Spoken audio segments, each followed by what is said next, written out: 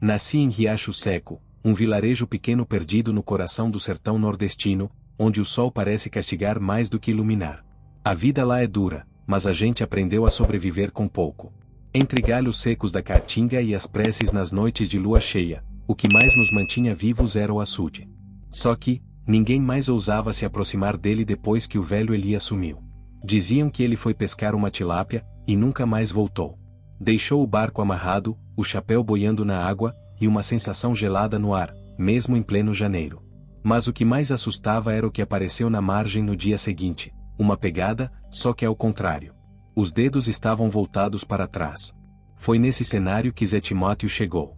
Um homem bruto, de fala baixa, que dizia não temer vivo nem morto. Ele veio do sertão de Pernambuco, segundo ele, fugindo da seca. Alugou um barraco no fim da vila e logo quis saber do açude. Os mais velhos tentaram alertar, mas ele só ria, dizendo que história de fantasma não enche barriga. Na primeira noite, saiu com rede e lampião, jurando que traria peixe fresco. Mas voltou pálido, trêmulo, e com os olhos cheios d'água. Tem coisa lá dentro, coisa que olha de volta, ele murmurou antes de se trancar em casa. No dia seguinte, eu e seu Joaquim, o benzedeiro da vila, fomos até o açude. A água parecia mais escura. O cheiro de mofo vinha do fundo, como se algo morto estivesse lá há anos. Mas o que me fez gelar por dentro foi o reflexo. O céu estava claro, mas na superfície do açude, refletia-se uma noite nublada, sem lua. Como se aquele espelho d'água mostrasse outra realidade, ou um lugar onde a morte nunca dorme. Naquela noite, Zé Timóteo começou a gritar. Acordou a vila inteira. Dizia que os olhos estavam na janela. Olhos brancos, sem pálpebras, observando, esperando. A vila inteira ouviu os gritos de Zé naquela madrugada. Quando conseguimos arrombar a porta da casa dele, encontramos o homem encolhido no canto do quarto, sujo de lama, com os olhos arregalados como se tivesse visto o próprio inferno. Ele sussurrava meu nome, repetidas vezes. Joaquim. Joaquim, me tira de lá, eles me chamam pelo nome. Mas meu nome não é Joaquim. Eu sou Pedro. Só que ele olhava direto para mim quando dizia isso. Seu Joaquim, o velho benzedeiro, se aproximou e tentou rezar, mas Zé Timóteo começou a sangrar pelo nariz. A vela que iluminava o quarto apagou sozinha. E um cheiro forte de barro molhado tomou o ar, igual ao cheiro do açude. Depois daquela noite, ninguém viu mais Zé andando pela vila. Ele ficou trancado. A única coisa que sabíamos era que, toda noite, alguém escutava vozes vindas da casa dele. Vozes infantis, cantando uma cantiga antiga de ninar. Uma que só as avós mais velhas da região conheciam, e que há muito tempo ninguém mais ousava cantar. Resolvi me aproximar da janela certa vez. E o que vi ainda me persegue até hoje, havia uma marca na parede da casa. Como se mãos pequenas e molhadas tivessem batido ali, deixando o barro escorrendo, mas não era só barro. Era como se olhos estivessem desenhados com os dedos. Olhos brancos. Sem pupila. Sem alma. Na manhã seguinte, seu Joaquim me chamou. Disse que tínhamos que voltar ao açude antes que a coisa tomasse conta de Zé.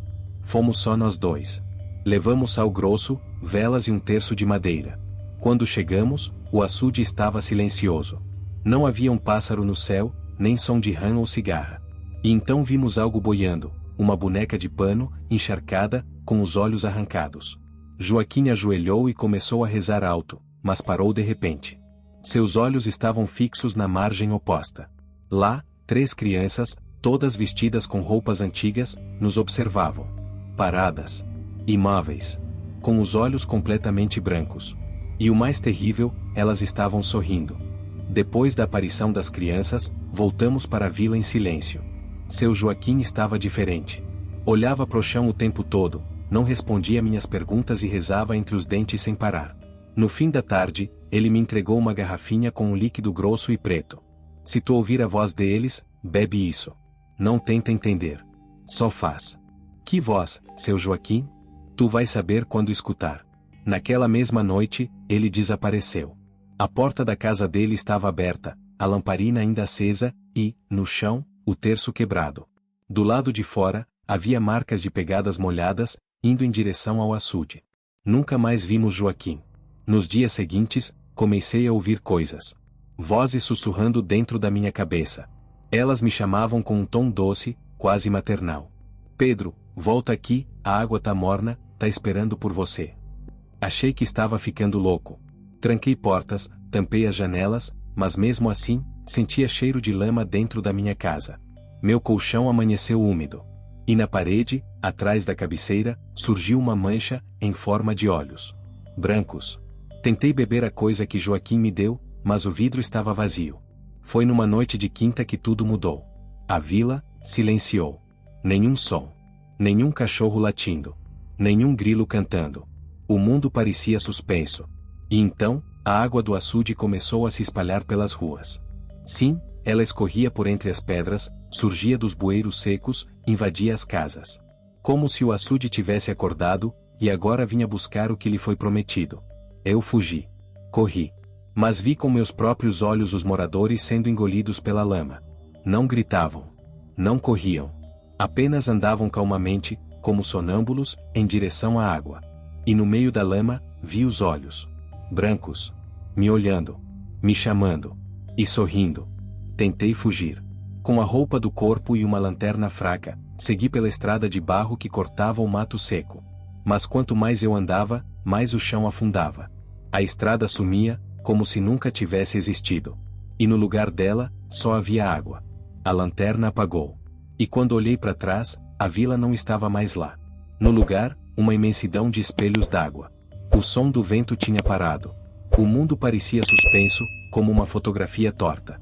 E então, ouvi os passos. Molhados. Vindo na minha direção. No meio daquele silêncio doentio, vi alguém vindo pela beirada do açude. Era Zé Timóteo. Mas ele não era mais ele. A pele estava acinzentada, esticada demais. Os olhos, brancos e fundos. Ele sorria, com os dentes todos quebrados. Eles estão aqui, Pedro, disse ele, com a voz embargada de água. Quem, Zé? O que são eles? Ele apontou para a própria barriga. E aí, eu ouvi. De dentro dele, risos. Risos infantis. Cantigas de roda. E batidas, como se alguém tentasse sair de dentro. Então ele caiu de joelhos, e começou a vomitar água, barro, e um pequeno sapato de criança. Caí no chão. Tremendo. Chorando. A água começou a me cercar por todos os lados, mesmo sem chover. E então, uma voz se ergueu dentro da minha cabeça. Não era mais sussurro. Era comando. Você abriu o caminho.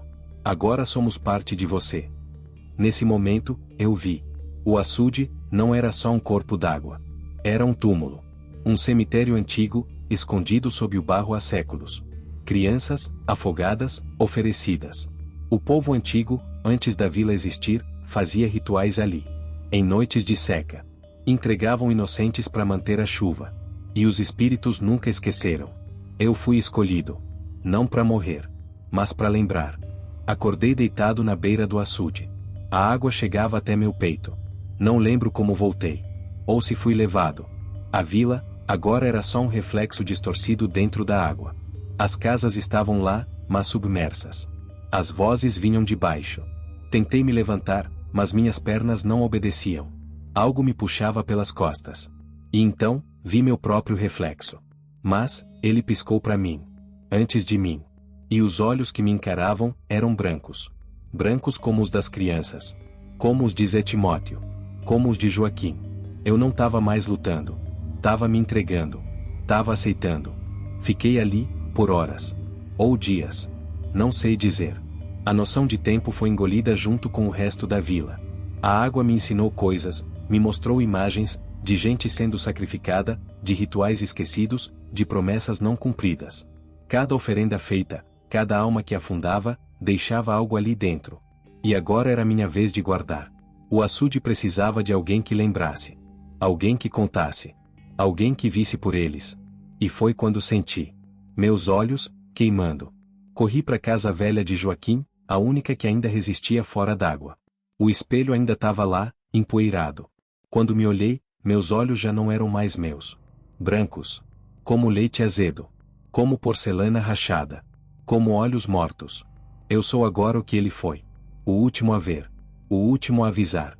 Se você escutou essa história até aqui, não vá até aquele açude. Não olhe dentro da água. Não siga o som das vozes. Porque quando elas chamarem você, vai ser tarde demais. E quando você olhar no espelho, talvez também esteja com os olhos brancos. Se você gostou desse relato e quer mais histórias assustadoras como essa, não se esqueça de deixar o like e se inscrever no canal. Isso ajuda muito a trazer mais relatos sombrios para vocês. Ative o sininho para não perder nenhum novo vídeo, e nos vemos no próximo relato. Se você sobreviver até lá.